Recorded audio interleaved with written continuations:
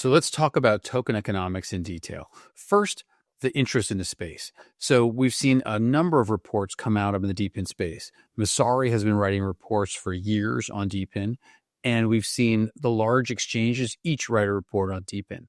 Binance, Kraken, Coinbase, and even Grayscale has just come out with a report on DePIN. So the interest here in the space and in the token economics continues to grow. So first thing to know about DePIN token models is that they evolve. And so we're seeing, especially early projects, start to evolve their token models as trial and error starts to make clear the benefits of certain models versus others. But it's important to be a bit cautionary about if you're a founder trying to evolve your model, because you're not always able to do so. The biggest warning in that space happened with Filecoin, which tried to update their token model to allow more locked tokens. The miners didn't support this change.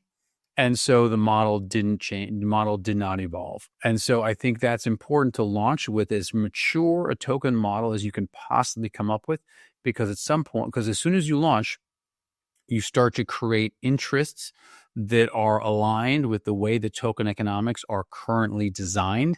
And they may be very resistant to any changes, even if those changes benefit the network overall.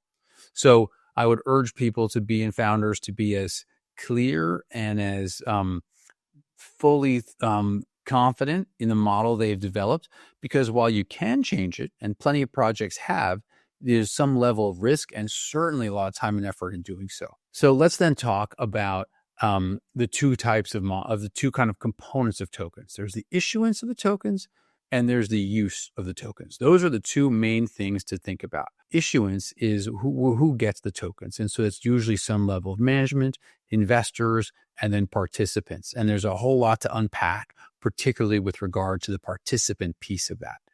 And then there is the use of the token. And so let's talk about the use for a second. So in digital DePINs, a lot of the focus is on trust.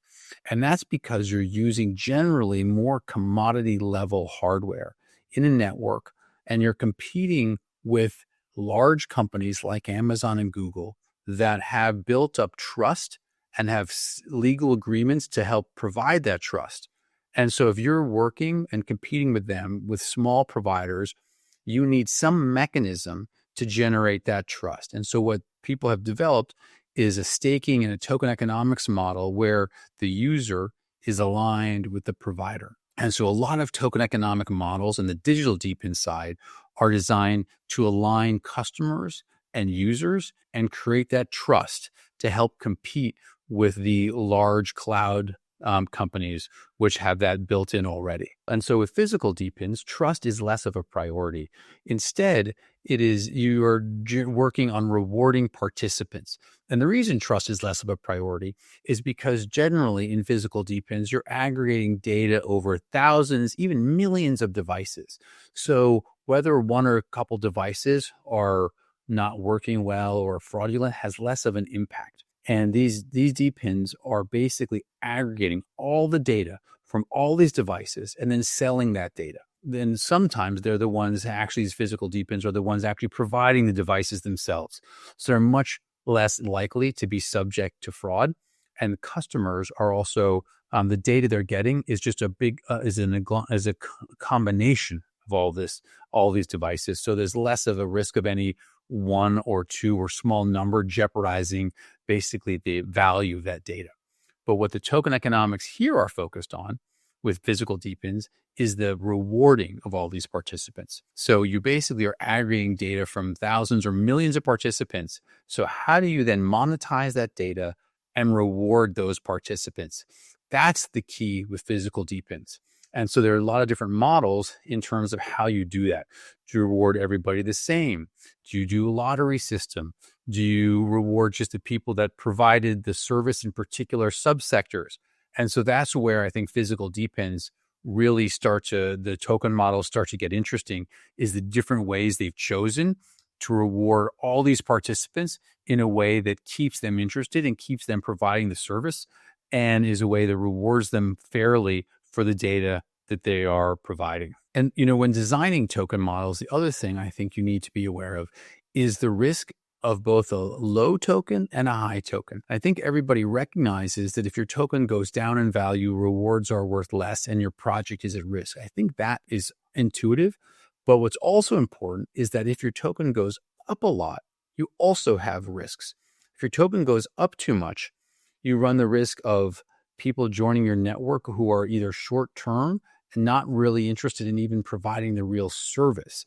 And you also may attract fraud, much more a higher chance of attracting fraud as well. So token goes up, your network can grow dramatically in terms of participants, but those may not be the participants who are going to stick around when the network token returns to either its normal state or just crashes. And in fact, a high token price can lead to lots of fraudulent activity, lots of temporary users that really, in fact, drive a decline in the token ultimately, and then jeopardize the project, because when the token crashes, those people all leave. The network is then far less redundant, far less robust. The data can't be trusted, and you have a real problem. So I think that when designing token economics, you have to think about not only the risk of a token decline and the impact that would have on a project, but also think about a token going up a lot, as it has in past bull markets, and the impact that will have on incentives, on rewards, and on the ecosystem and community overall.